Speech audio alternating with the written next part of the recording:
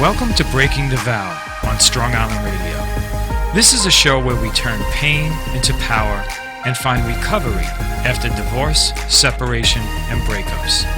This is where we push the emotional hang-ups to the side and create a plan to reach our best possible potential. This is where the next chapter starts and how the healing begins. So let's welcome your hosts, Theresa D. and Benny, the life coach.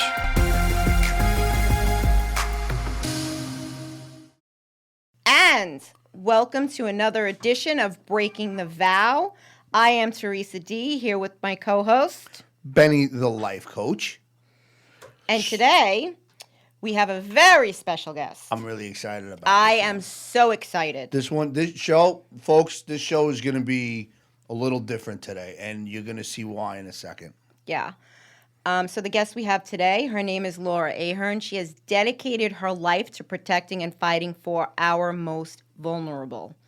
Laura is tough, smart, and fair, and I can vouch for that because I do want to be her when I grow up. Mm-hmm. Recognizing that sex crimes victims and other victims of violent crimes were not receiving justice and services that they were entitled to, Laura founded the Crime Victim Center, Parents for Megan's Law, which is a not-for-profit and community rights organization that has worked to prevent crime and provide services to crime victims in Suffolk County and across New York State for over 20 years. This is awesome. So, Yes. Laura, welcome to the show. Oh, it's wonderful to be here. Thanks for having me. I'm So- very excited about talking to you guys. Yeah. So let's break it down real simple. And I don't like to pretend that everyone knows what we're talking about. So just to start off, can you explain what Megan's Law is?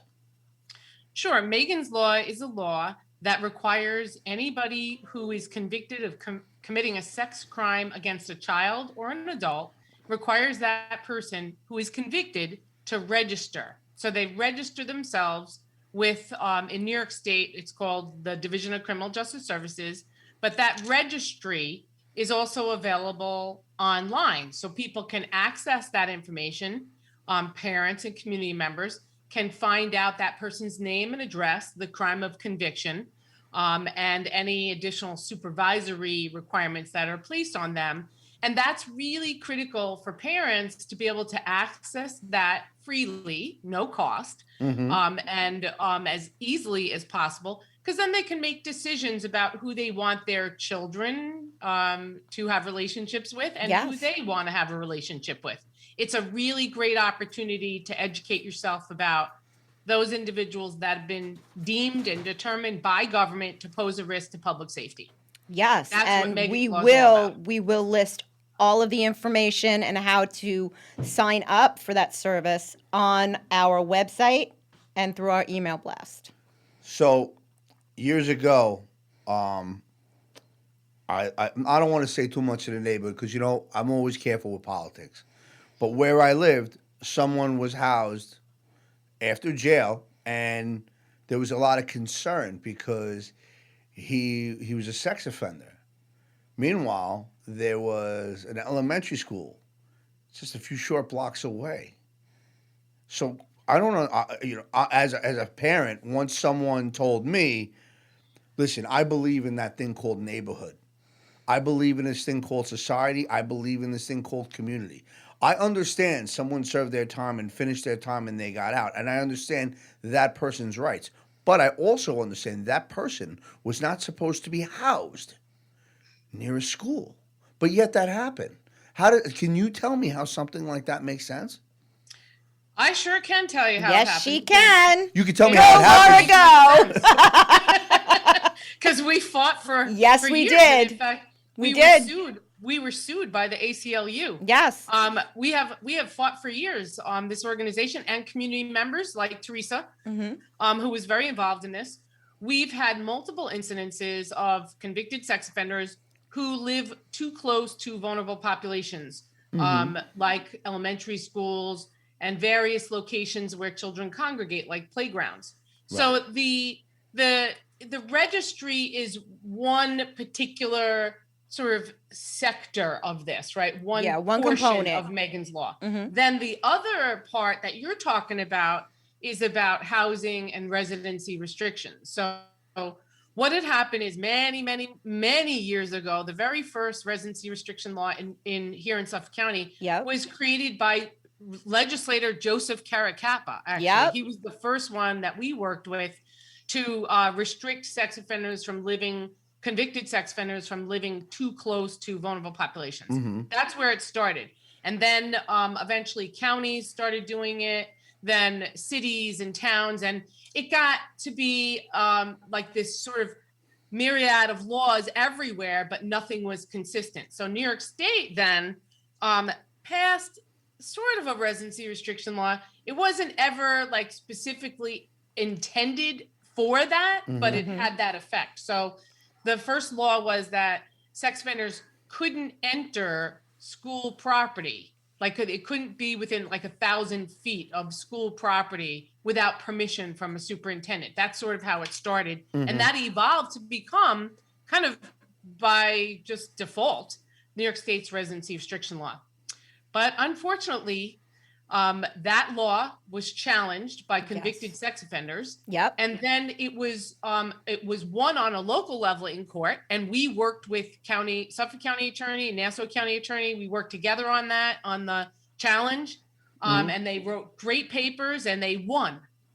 But then it was overturned on appeal. And now there's no residency restriction law in New York State. Right. That's the problem we have. Yeah. So the the only thing. my mind has just got blown right now. Yeah. You're going to tell me there's no restriction law. So There is no statewide residency restriction law. Right. There are, however, restrictions if an offender is on probation or parole.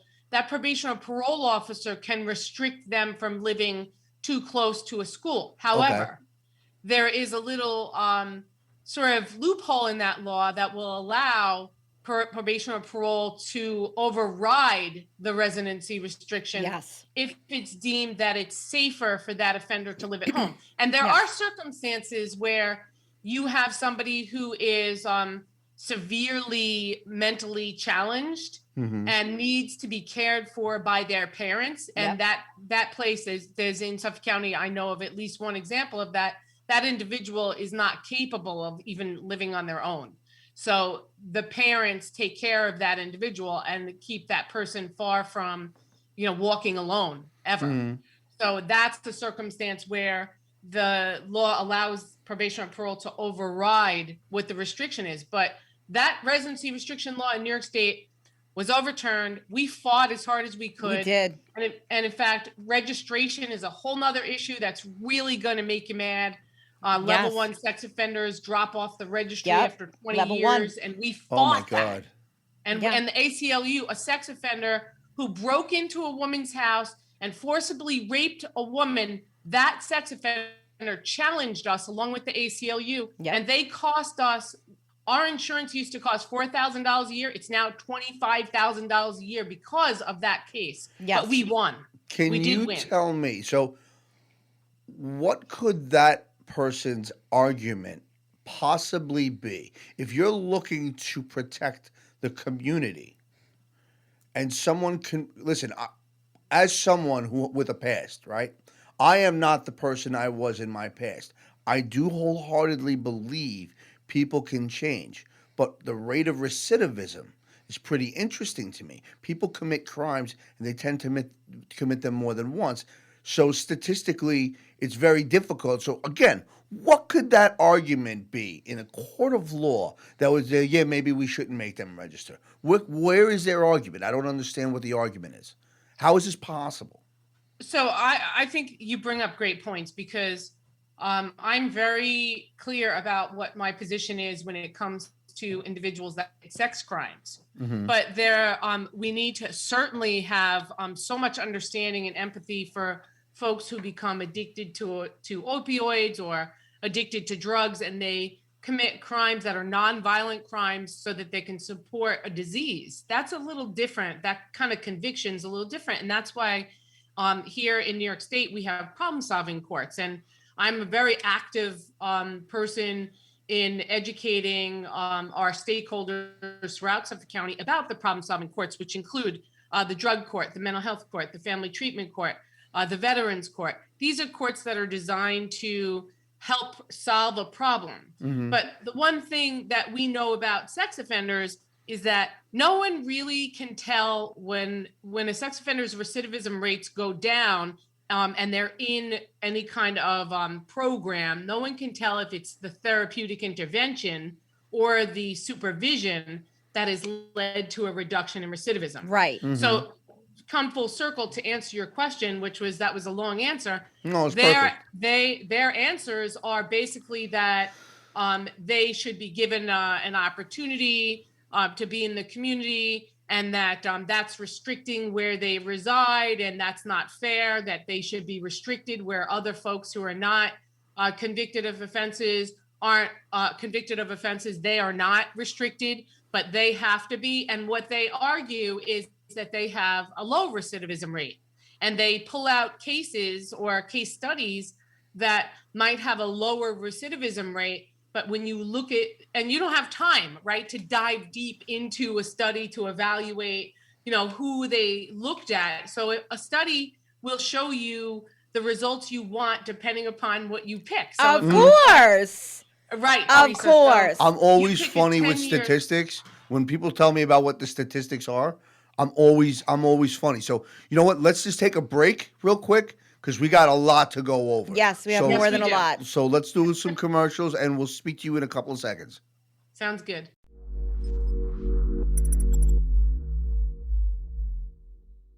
Ben, I found the greatest invention ever.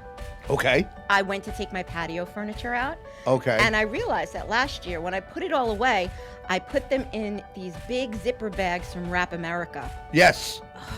Life-changing. Yes. No. Rap America is awesome. Tommy definitely helped me out on a few different occasions. He It actually holds patio furniture, wave runners, ATVs. It's weather resistant. It's the advanced best. protection wrap Yes. is economical and a practical choice. So call 516-830-0040, or you can go onto their website, wrap-america.com.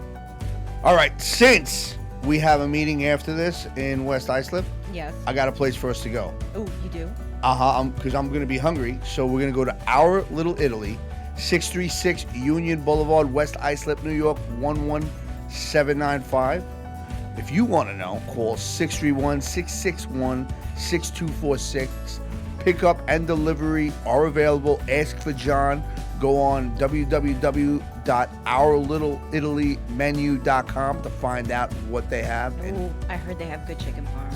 Hey, Ben, yes. I need to talk about solar energy. Okay. I want to hear about Lighthouse it. Energy Partners. Go solar and start saving today. Makes sense. Owner, operated by women. Ooh. We believe in order to close the gender gap in the energy field, we need to showcase key female players and keeping them behind the scenes. Their mission is to serve clients with the highest level of integrity, stability, and respect by viewing their customers as partners. Any energy project you have in mind, call on Lighthouse Energy, www.lighthouseenergypartners.com, 631-275-0091, located in Babylon Village, New York. So I have great news. Since we do this show on divorce, when divorce hits, maybe you want to sell the house. Maybe you need a C of O, a certificate of occupancy for certain things in the house. So if you're looking to make some home improvements, need an architect, contact Certified Drafting. Selling your home, need permits for existing structures, need a property survey, contact Certified Drafting. Certified Drafting will handle all building department matters, serving Long Island for over 20 years. www.certifieddrafting.com, office number 516-844-0420, or you can email Kevin Daly at certifieddrafting.com. Tell them you heard about this from the show, from Breaking the Vow. You're going to receive a 10% discount. We love Kevin. I love Kevin. I think that's pretty awesome. All right, so coming back into it, folks, you guys are in the room when we go to break right now. So tensions, I will say, are high. Yeah. So I don't know if you. So I am someone that understands what inappropriate touching is. And it took me a very long time to be able to talk about it in therapy, let alone sit on a podcast or write a book about it. These things, what I've learned through my education is about these things called boundaries. And once these boundaries are crossed, it's almost impossible to uncross that. So we're taught about different roles that people have in their life. You're taught what a mommy is, you're taught what a daddy is, you're taught what a brother is, you're taught what a sister is, you're taught what a friend is. And then what happens is when these violations of these boundaries defy the lessons that you're taught, you have that post-traumatic disorder because it's a moral injury that doesn't necessarily go away. So when someone's telling me, well, you got to let this guy back into society, and listen, I've committed my sins, I have done my crimes, I paid for them. I understand though, if somebody gets arrested for a felony in the state of New York, well, they cannot ever have a firearm, right? So if somebody gets arrested for a sex offender, and to say because of this crime, these are the consequences, I don't understand why making the consequences easier is going to be a deterrent for an offense. Right? Isn't that why we have laws? So it's a deterrent, so people don't do this. They can argue whatever points they want to argue, Ben. That's what they're doing. Well, look, everyone's looking for a shot. I get that. But fortunately, I'm excited. I really am. I'm getting angry. Fortunately, we have people like you. So talk to us. Tell us what it's like to how you defend people. Tell us. I want to learn more. I'm really excited. You're getting my number. You're getting my address. Whatever you want from me after the show, without a doubt. So tell us more what you do. We need to hear this. So first, I have to commend you on your understanding of boundaries, because that's what we talk about in our prevention education programs, that sexual abuse is not committed by people who are sort of these one-eyed, one-armed folks hanging in trees. Yes, exactly. This is not stranger danger. Stranger danger is misleading, and it's dangerous to teach children about that, because most sexual abuse happens with somebody a child has an established relationship with. And the bottom line is that you're right. When a boundary is crossed, when an individual, in my opinion, when an individual crosses that boundary and sexually victimizes a child, that's a person who has no capacity for empathy. Right. And when somebody has no capacity for empathy and no understanding of what the damage is that they are wreaking on another individual's life, in my opinion, that person needs to be registered for life, because they're a danger, because they went over a boundary that you can never take back, as you've said. Right. So for me, when we talk to folks in the community about sex offender registration and notification, the dialogue or information that comes out from offenders about low recidivism rates and high recidivism rates, in the end, it comes down to this. There are plenty of people who are sexually victimized when they're children, 1 in 3 girls and 1 in 7 boys, and most of them never, ever do anything to cause harm to another person, most of them. But you have sexual predators that are out there that make a decision. They decide that what they want, meaning how they want to exploit a child or an adult, they decide that that's more important than the life of another human being, and they should have to register for life because they're dangerous. That's yes, they should. Opinion. So, but to talk to you a little bit about what I do, so the agency originally started just doing advocacy for children who were sexually victimized. So what that means is we were going into court. We were accompanying parents and their children into court to make sure that their rights were being enforced under the law. Then I got the agency certified as a rape crisis center. So we started out actually as volunteers 25 years ago, like at a room in my house. Yes. And that evolved over time as people in the community started to come to me and say, hey, we need help with this. Can you help us with that? So I then started writing prevention education programs. So now we have about 33 different prevention education programs for kids, pre-K all the way up through college students. Yes, and it's in the Babylon School District. Yes, it is. And we've done wonderful work in Babylon School Yes. District and many of the districts throughout Suffolk County. We're in there virtually teaching kids. And usually we will experience a disclosure. Yes. So we have stopped sexual abuse in its tracks. Yes. Good. And, next thing you know, the detective's heading out to the school and arrests are made. But we prevent crime. And when crime happens, we provide help to the child and to the parent. And then we do the county sex offender management. So Good. we have retired NYPD guys who go knocking on the doors of registered offenders to make sure the information they've provided to the community or to DCJS, the Division of Criminal Justice Services, is up to date and accurate. That's the umbrella. But now we're all victim services. So all those cases where kids were hunted down and killed by gang violence, we represent those families as well. We provide help to them. So it's crime across everywhere. Gang violence, hate crimes, domestic violence, sexual assault, human trafficking.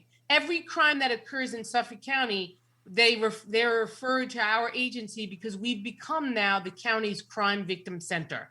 So we help everyone. I got to tell you, I'm not a quiet person at all. Yeah, and we could tell. Right now, like I've sat here and I am fighting back a lot of emotion right now, and I'll tell you why. See, I don't like bullies. I don't think there's anything in this world than the theft of someone's childhood. Right. I don't think there's anything worse than that. There isn't anything worse. There than isn't. that So it's not possible. That your whole entire life, every trauma you experience as a child is resurrected when somebody triggers you or something triggers you, and it hurts. Yeah. So right now I'm triggered, but I can tell. I will say that as someone that creates programs and does speaking engagements, I have said things, and then afterwards you get some kid coming up to me and saying, why would someone do that to me? I don't understand. And the ownership that it takes place, this poor child's ownership of something that doesn't belong to them. And then in a minute we're going to go back into a break, but before I want to put this out there so everyone thinks about it. So one thing that people don't ever talk about is mental health, and it bothers me because if this is not attributed to mental illness, then I don't know what is. So if this is not attributed to the way people think, so I teach people this. There's the L's, the way you love, live, laugh, learn. Those 4 L's, anything that affects those 4 L's, that affects your mental health. So obviously there's mental illness here, and there's a mental health challenge that is the end result. So as someone that I had a program in a jail for 2 years every Sunday morning. And by the way, just so you know, and so other people listening know, sex offenders are treated a little differently, and some people might like the way they're treated. I'm not saying anything else because I can't promote any violence. But listen, this is very real. This is very real. What happens to a kid after this? Yeah. What happens? How do you get back from that? Wow.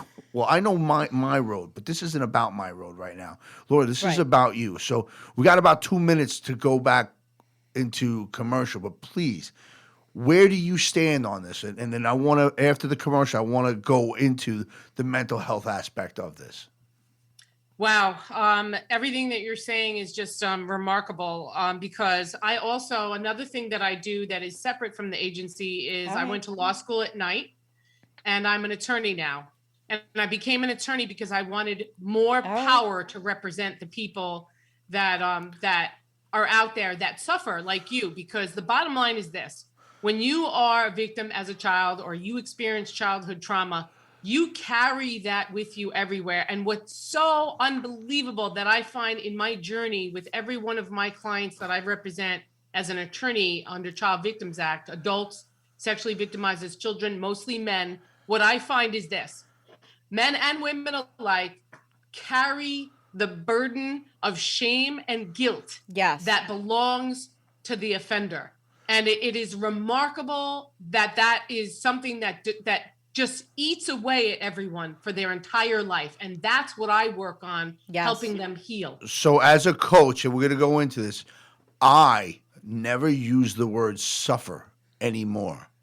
I use the word survive. I use the word live. Like, I don't suffer from depression. I don't suffer from alcoholism or addiction. I live with and I survived. So I always, when everyone says the word suffer, I always go away from that. And I'm right now, I'm about to flip the table. I'm so excited. So we got a couple of seconds, and Laura, you're the best. So let's go to take a break, and we'll come back.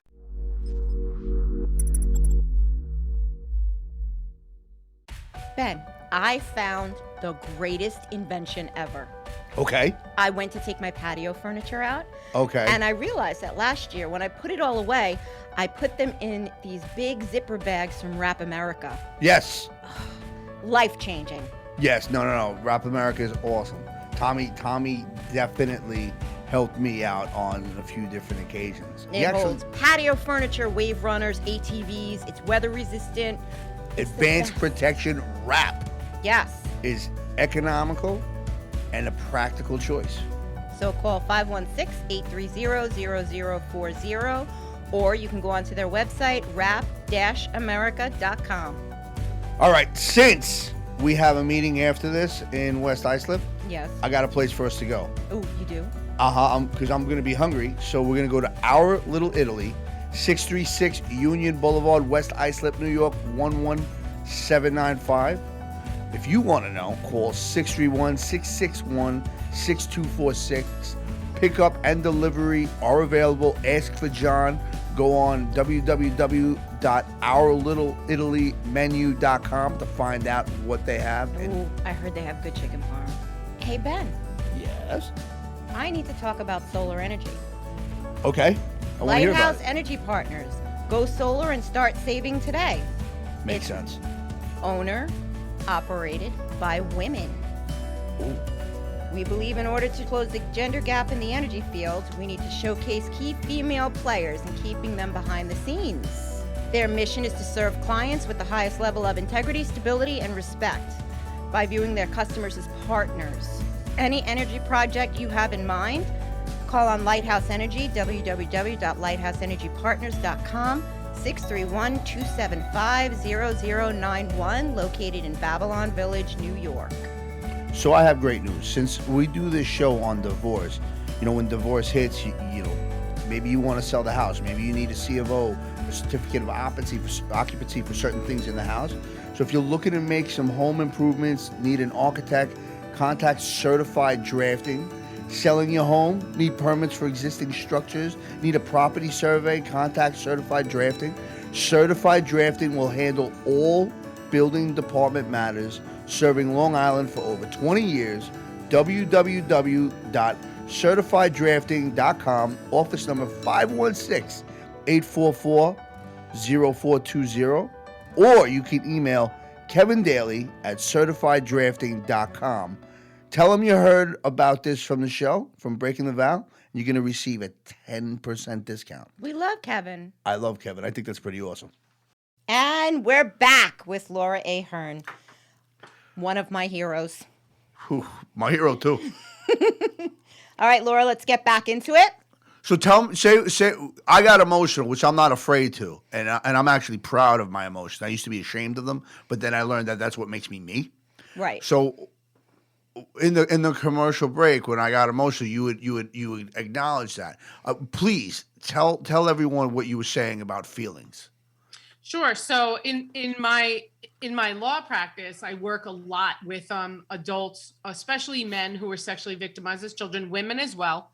But what's remarkable is at the Rape Crisis Center, you see a lot of women who reach out for services to the Rape Crisis Center, adults sexually abused as children, or even parents who need help, or adults who are sexually victimized. But it's very rare to see men reaching out to like a service like a Rape Crisis Center. But what the Child Victims Act has done is it's opened up like the oceans. Yes. It opened up the oceans up. Yes. Now, the oceans have been parted and men are walking down that journey of their of their victimization, what happened to them, and understanding in their life many years later, looking back and saying, that's why I did that. Right. Now that makes sense to me. They understand the trajectory. My oldest client is 87 years old, and he, for the first time, released all of this pain from his soul and from every cell in his body that he was attacked, and he blamed himself. Sure he did. He did. You know, people don't understand victimization in that children are manipulated, coerced. Yes. Children, young boys especially, they're very vulnerable to sexual predators. They become so confused by that. But that confusion is exactly what a sexual predator relies upon. Yes. To bring that kid back. And the kid keeps coming back, whether it's a girl or a boy. They keep coming back because there's confusion, and there's a strange lesson of attention and needing. Yeah, I so guess. Everyone has a natural need or want or desire to be appreciated, invited, included, accepted, and feel like that bright, shining star. So a predator understands this. And of course. I'm excited on when it. I'm excited when this show comes out. I have a client which I can only can't say too much about because confidentiality obviously is everything, correct? But there is so many things that people think, well, that's not rape. Well, that's not rape. First off, I don't know who has the right to constitute what rape is to someone else. I don't ever tell anybody what those offenses are.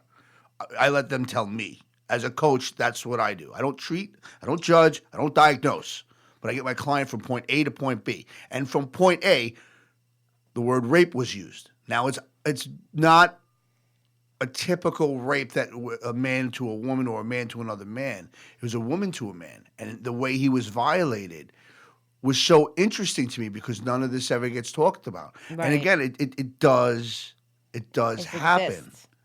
So sexual assault, right? So that's a really good sort of entry into understanding sexual assault, that there are different types of sexual assault. And as a provider and an attorney, there are obviously the criminal rape 1, rape 2, rape 3, right. sex abuse 1, sex abuse 2, sex abuse 3. But I'm going to put that aside and let's talk about what it's like for somebody who is under 17, because in New York State, the age of consent is 17. So somebody who's under the age of 17 is not capable of consenting, period. So if a 25-year-old female or male is engaging in a relationship with a minor and it becomes sexual, it is against the law. It is a crime, period. That's it. And not only that, though, now you're dealing with a cultural issue with men.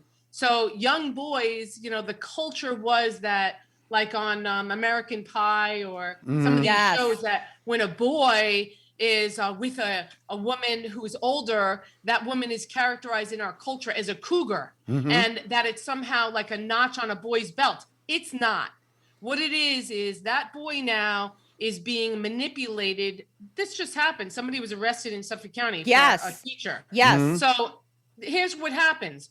That young boy now, because that boundary was violated, as you said, boundaries before, Ben, that boundary was violated, and that young boy now cannot ever trust a person in a position of trust like a teacher. That boy is taught now that somebody in a position of trust will violate him. Yes. Now, he does not know yet, and I'm sure he's going to go to counseling, but that's what will happen, and he will begin to relate to the world in that way. That, so an adult female did this to me. So, maybe I can achieve something by putting myself out there in that sexual way as a man.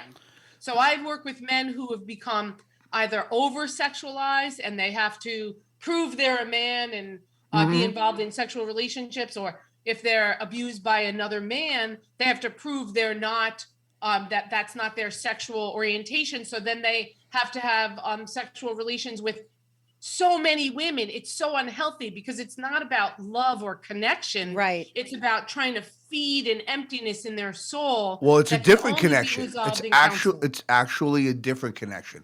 So your thoughts travel through a dysfunctional one. Right. Well, your thoughts travel through a trained pathway. Right. You're thinking, Yes. we live a certain way because of a certain thing. Now, you had mentioned culture, and before I forget about this, there's really interesting clips on YouTube. And I was taking one of my coaching courses, I think, by 113th Street in Harlem, and it was interesting because I hadn't been in this neighborhood for a long time. So to me, it was like a victory to go back to learn and get educated in a neighborhood where I was ruining my education. And I went there, and they taught about culture and the differences in culture. So now they had these two different videos, and it was exercises. So in one, they take a young girl, like appearing like 13. She's in a wedding dress. The husband, or the supposed husband, is like an old man. He says, well, it's legal in my country. This is how we do things. Right. And everybody was coming, and they were like running up to the girl, like, sweetheart, we'll take you out of here. Just tell us what you want to do. And she just sat there, like, timidly and not spoke. Now, they were actors. This was all an exercise. And they were all on top of it, and they were like looking to beat up the old guy. And I think someone might have had to step in, I'm sure, because there's certain people see that they beat up the old man. Right. Now, there is another one. Adversely, they took a young boy, right, and what you call a cougar, right, older woman, very attractive.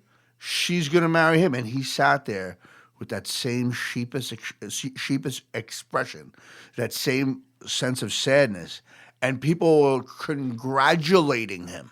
Yeah, it's a double standard. That's what it is. Yeah, that's deeply disturbing. Yes. Deeply disturbing. YouTube it. And pedophilia is, a person who has a sexual preference for prepubescent children. Oh, Well, there's And, a whole anything thing for that worse now. in this Yeah. world than a pedophile. yes, Right? there isn't. Nothing worse than that. And No. And in my opinion, a pedophile who is actively, trying to seek out children should be incarcerated for a very, very, very long time. Forever. Yes. And that's the problem. So there's listen, I appreciate attorneys. I appreciate prosecuting attorneys, and I appreciate defense attorneys, because if it were not defense attorneys for them, I would not be here. Next, I will say though, it's, part of their job as a defense attorney is to try to get their client out of trouble. I would assume. What are some of the arguments you've heard, Laura? Yeah. What are some? Look, I have to tell you, this is so. Everyone is entitled to a zealous defense. I'm a true believer. I'm an attorney. I believe that. Yes. So I sat in a courtroom when Smiley the clown, who Oh my God! Oh my God! Are you trying to get me to break something in the studio? What are you doing? He was molesting a young boy. In fact, I heard from the mom a few weeks ago who, because this person was released from jail. Smiley got a lot of time in jail. I think he got 10, 15 years in jail, and he deserved every ounce day. of that. Oh my God! Yes. So in that case, I kid you not, I sat in the courtroom. This Smiley the clown was caught on a video. Right, he was caught on a video molesting the boy. Okay. And the prosecution had the video. Everyone had the video because it was a nanny cam. Right. He was caught on video, and this sex offender actually took it all the way to trial, even though there was a video of him molesting the boy on camera. The jury could see it, and the defense attorney played that video for the jury and said to the jury, "This is not really what you see it is." I'm not kidding. So, And he was convicted. so I'm gonna give. He was convicted. He was convicted. I have not cursed at all right now. No, you haven't, which And is good. I bawled my eyes out a couple minutes ago, but like right now, when you said the Smiley thing, yeah, it's whatever I can tell you is don't tell me where he lives. But anyway, don't please. We're gonna go to another commercial. We're gonna wrap this up. But the last segment we talk about, coming to constructive conclusions. And the last segment, I need this to be positive, and I need it'll this to be positive, Of but course we it need is. to. Very positive. Yeah. Actually. I want this You to do be a lot. impactful. Honestly, This is an impactful show. on the Laura. graves Thank of my you. mother and father, whatever you need from me, just all you got to do is just point. I'm like a pit bull. Just say go, and I do it. Yeah, So- he'll Okay. do whatever you say, Laura. Okay.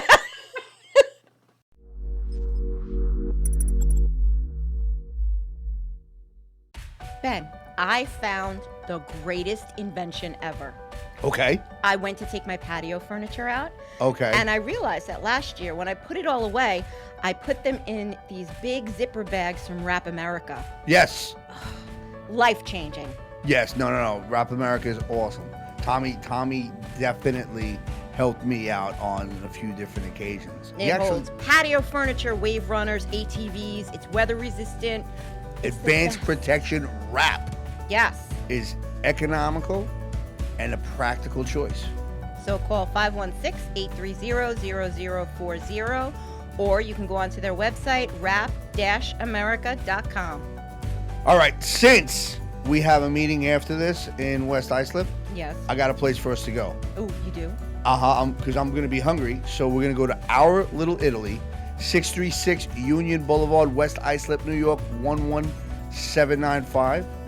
If you want to know, call 631-661-6246. Pickup and delivery are available. Ask for John. Go on www.ourlittleItalymenu.com to find out what they have. Oh, I heard they have good chicken parm. Hey, Ben, Yes. I need to talk about solar energy. Okay. I want to hear about Lighthouse it. Energy Partners. Go solar and start saving today. Makes It's sense. Owner, operated by women. Ooh. We believe in order to close the gender gap in the energy field, we need to showcase key female players and keeping them behind the scenes. Their mission is to serve clients with the highest level of integrity, stability, and respect by viewing their customers as partners. Any energy project you have in mind, call on Lighthouse Energy, www.lighthouseenergypartners.com, 631-275-0091, located in Babylon Village, New York.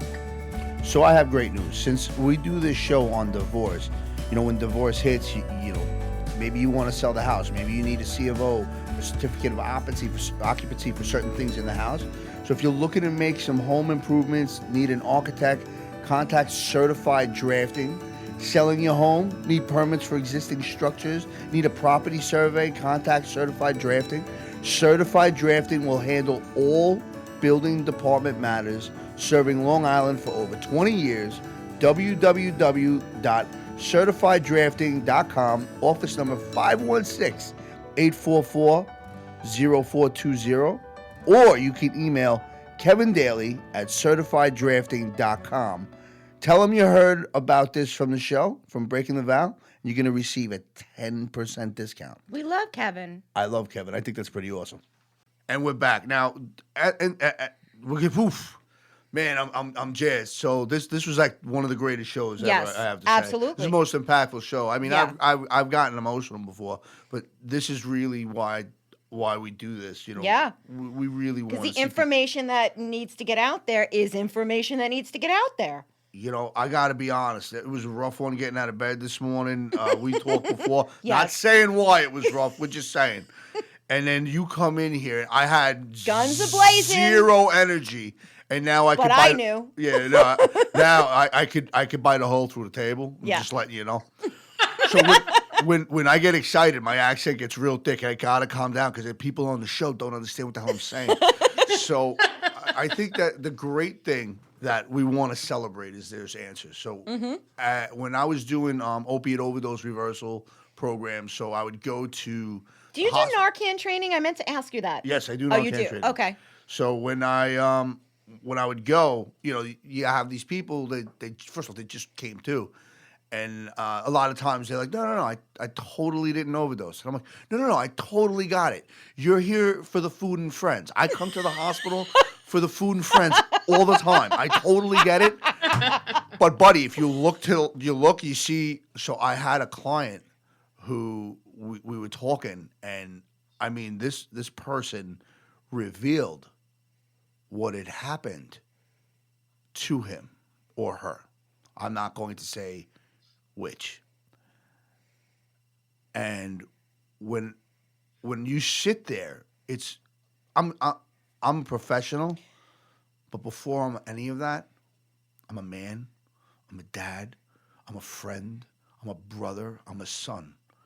And I defy anyone in the world to listen to this and think like, oh, well, that's just He's some junkie, some heroin addict. No. This person had something happen to him, and the justice that was served. I don't know if it's justice or not, but I know that the person that committed that crime was murdered. And you listen to this, and it was odd to almost hear a sense of guilt, as if the person, my client, felt somehow responsible for the death of that human being, or so-called. So you know what's great? And I defy it, and I'll say, you know what's great about this? There's people like you who are going to make this right. Right. There's people like you who are going to see to it that there's help. If there needs to be help on both sides of the equation, because this is a mental health issue on both sides of the equation, regard to whether we agree or not. Right. I wrote a letter to a client. The sexual abuse, physical abuse is abuse. I wrote a letter for a client in jail as an advocate, and the prosecutor called me like, "Why would you write a letter?" I said, "Well, if you just put someone in prison, right? What's going to happen afterwards? They're going to learn what you learn in prison. Right. Where's the rehabilitation? What are we doing afterwards?" And that's really what I want to know. Yeah. What is the rehabilitation? Listen, I want someone punished. I believe in the law. You have to punish someone for breaking the law. That's why there are laws. But what else are we doing? I think for sex offenders, we have to have lifetime supervision, because Yes. I don't think there's any recovery How from Bravo. could there possibly that. be recovery from that? Like, there is no recovery from that. Right, but other Well, the folks, recovery I we're know worried the about is sheriff- the kid. Yeah, We're worried about their recovery. That person, if they're not going to be incarcerated, or they're not going to be in an isolated environment, and they come out, where do we realize it? By just letting them out? Go ahead. You want to live down the block from elementary school? There's a preschool down the block too. You want there? No parent wants that near their they house. don't. People might say, "Oh, everyone deserves rights." Listen. But as long as it's not next to me. Yeah. Say one. So you're going to say it out of one side of your mouth. Make sure you say it out of both. Right. Right? So now we have to do something. And the great thing that I am. So, Laura, tell us what we Yeah. need to do. Sure. So first and foremost, I wanted just to Ben's point, the sheriff has the program called the START program, Yes. which is a wonderful program for reentry. However, I don't work with sex offenders at all. So other folks that are, serving time because they committed property crimes and they were feeding their drug addictions, we certainly are supportive for any of those services. But when it comes to the organization, I think you have to do this when you're looking at a problem like we have here in the United States, and that's sex crimes. Yeah. We're not tough enough when it comes to supervising sex offenders. Yes. We're just not. It has to be, we need lifetime supervision. And that's something that I would work for. So you guys know I ran for state senate. Yes. And I'm going to run for state senate again. Yes. Absolutely. I've already started the campaign, so we're a long way off, but we need people who have empathy and understanding, and I don't care if it's a Democrat or Republican. If you can have empathy and understanding for other people's experience, when you are a victim of whatever it might be as a child, when you have a high ACEs score, and I know what you guys know what that is, Yeah. that adverse childhood experience score, you will in your life experience opportunities to make decisions. And those decisions are influenced by your experience. And if you were traumatized, you're carrying a backpack of rocks. Yes, you Mhm. are. And you have to slowly remove those rocks through intervention and help. So if you're a victim of any crime, Mhm. you really need to get help. Go for counseling, because the trauma that you're experiencing, you don't even know you're experiencing it. Yes, So you're even right. somebody who's a victim of a robbery or an assault, an adult, children, adult victims of sexual assault, domestic violence, they need help. And the agency is there for that help 24/7. 7 days a week. Yep. And we never closed. And even during Good. COVID, we did everything virtually. Yes, So you did. the answer is get help and support individuals like me who are out there fighting for a whole normal. Always. Absolutely. Always. So, I did a police initiative. I'm not going to say where it was. And the client was arrested for possession. And my job as a specialist is to, rather than have them being arrested and processed in jail and all that, is to get them through to treatment and then help them.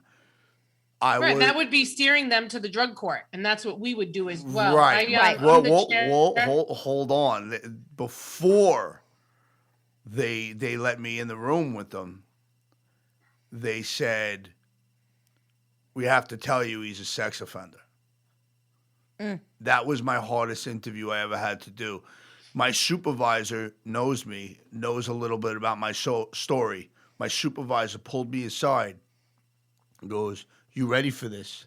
And I said, "I've been waiting my whole life for this. I've been waiting my whole life for this." Because even though I steered that person in a beneficial direction, that was me healing. So therapy is a lot more than just seeing a therapist.